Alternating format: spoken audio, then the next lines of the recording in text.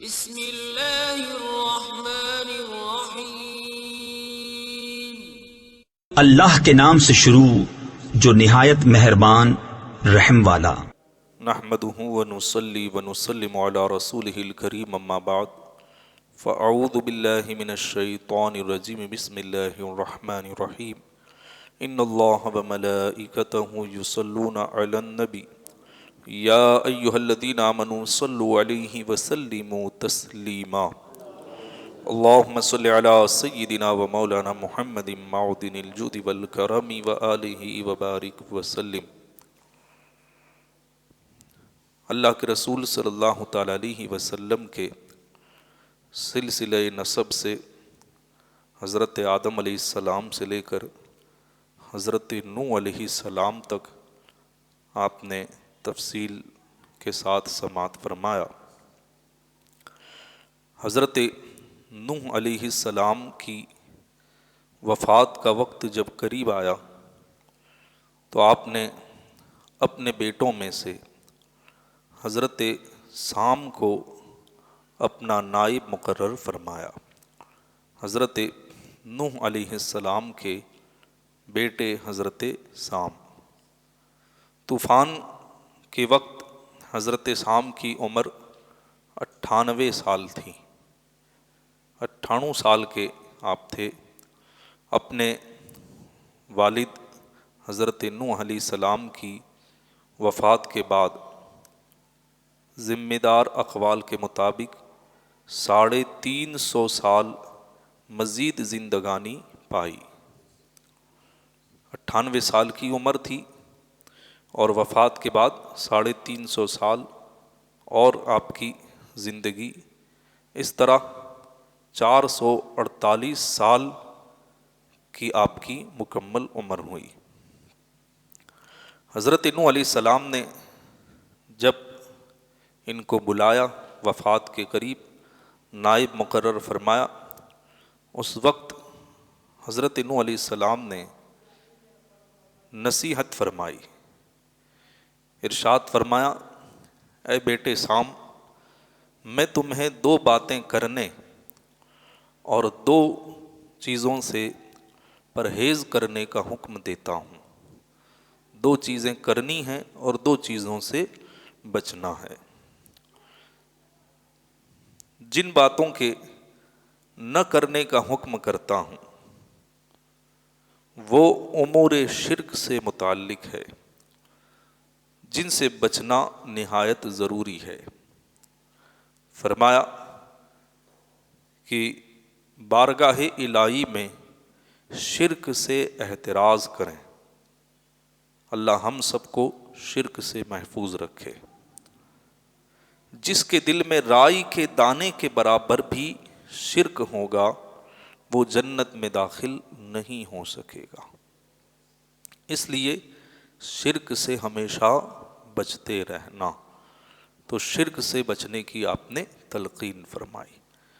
تو شرک کیا ہے؟ ایمان کی ضد۔ ایمان گیا، شرک و کفر آیا، اور اللہ تبارک و تعالی کل بروز محشر بڑے سے بڑے گناہ معاف کر دے گا، اس کی مشیت پر ہے، چاہے تو معاف کرے چاہے تو سزا دے۔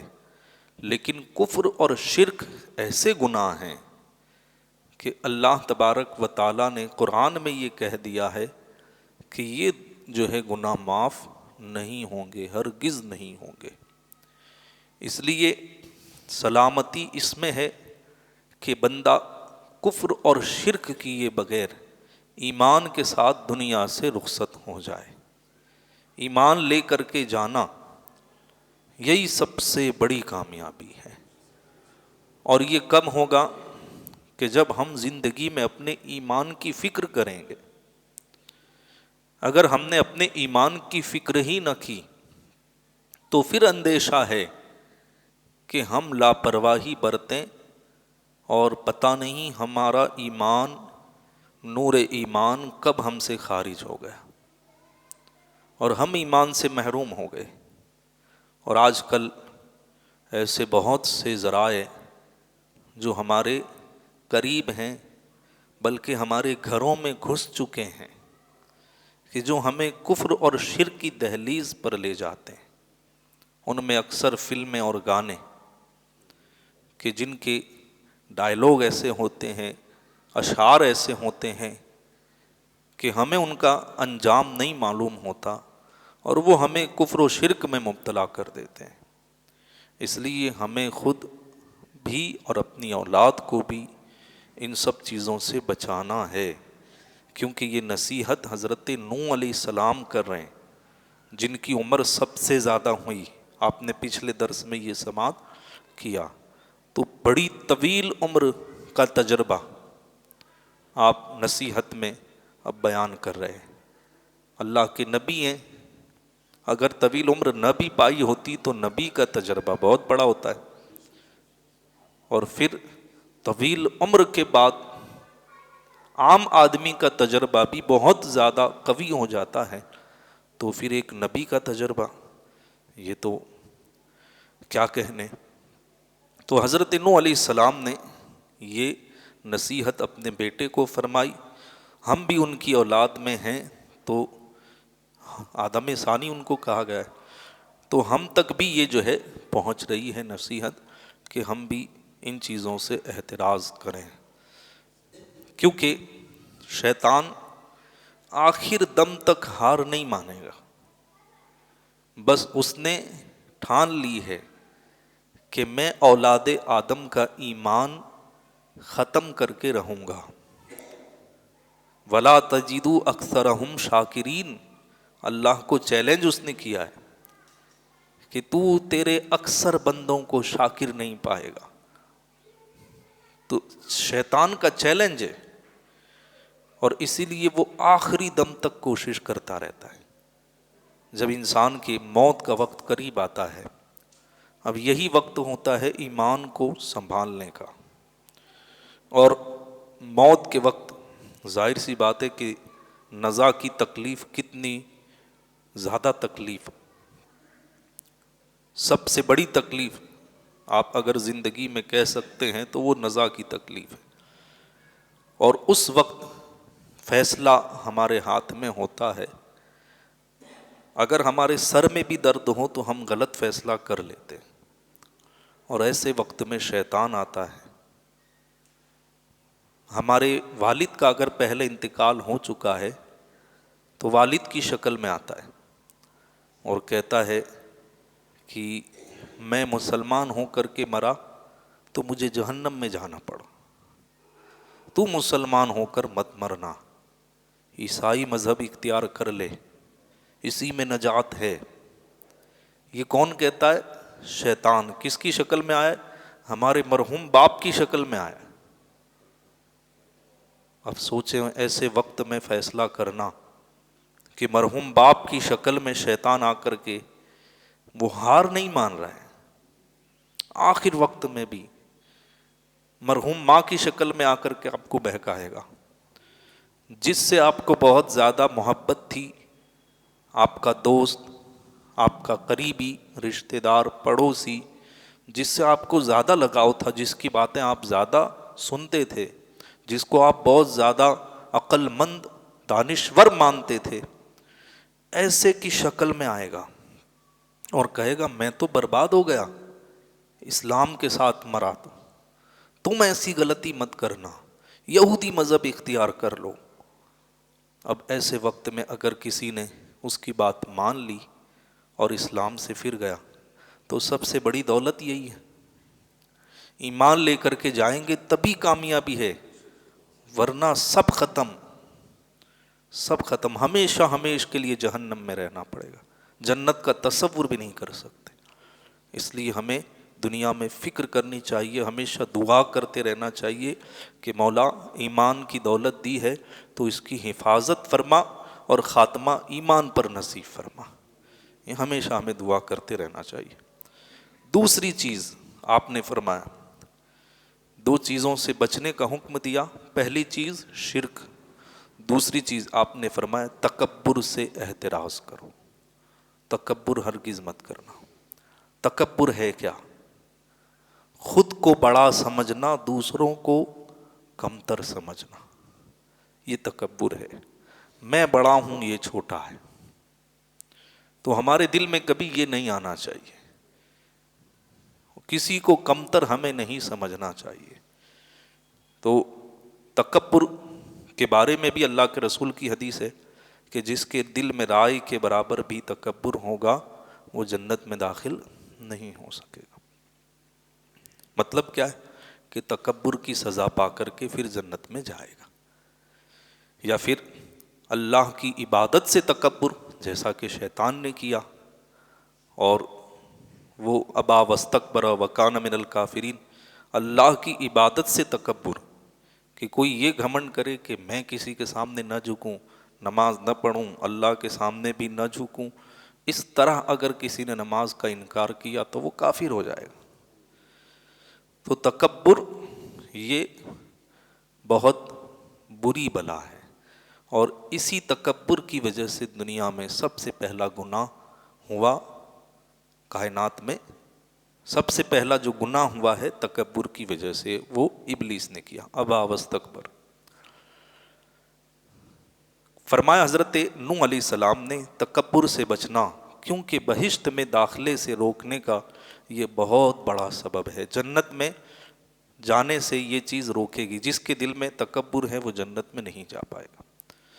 اب دو چیزیں کرنے کا حکم دیا حضرت نوح علیہ السلام نے، فرمایا کہ ان دو باتوں پر عمل کرنے میں کوتاہی ہرگز نہ کرنا۔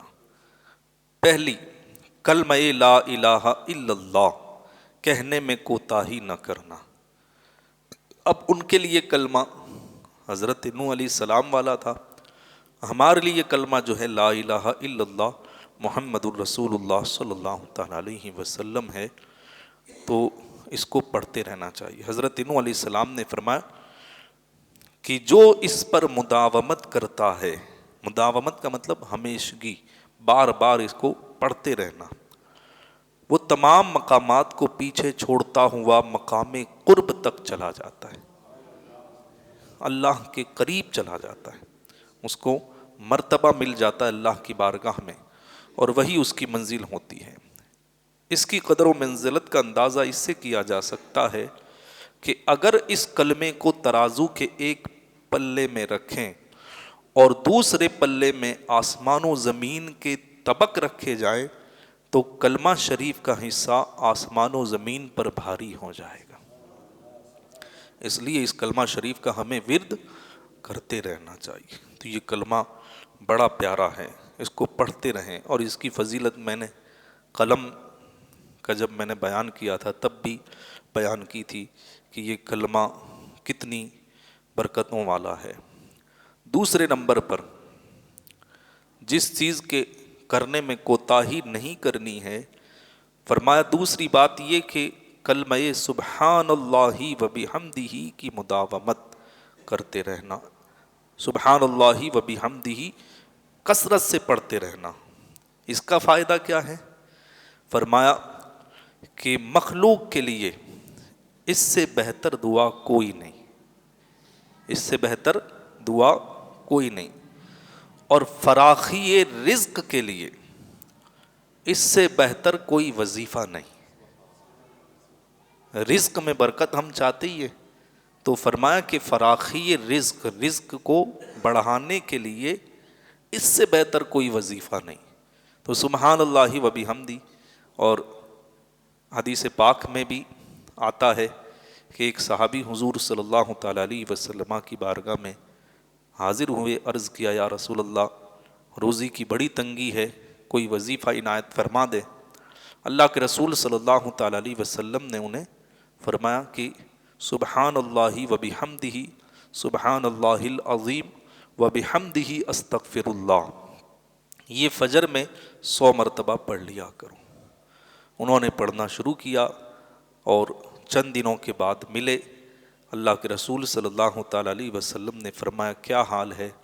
کہا کہ اللہ ایسی جگہ سے روزی دیتا ہے جہاں سے میرا گمان بھی نہیں ہوتا۔ تو یہ سبحان اللہ و بحمدہ روزی میں برکت کے لیے بھی بہترین وظیفہ ہے۔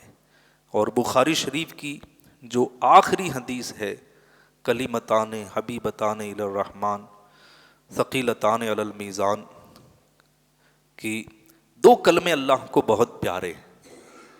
اب یہی ہمارے لیے سب سے بڑی چیز ہے کہ دو کلمے اللہ کو پیارے ہیں، اللہ کو پسند ہیں۔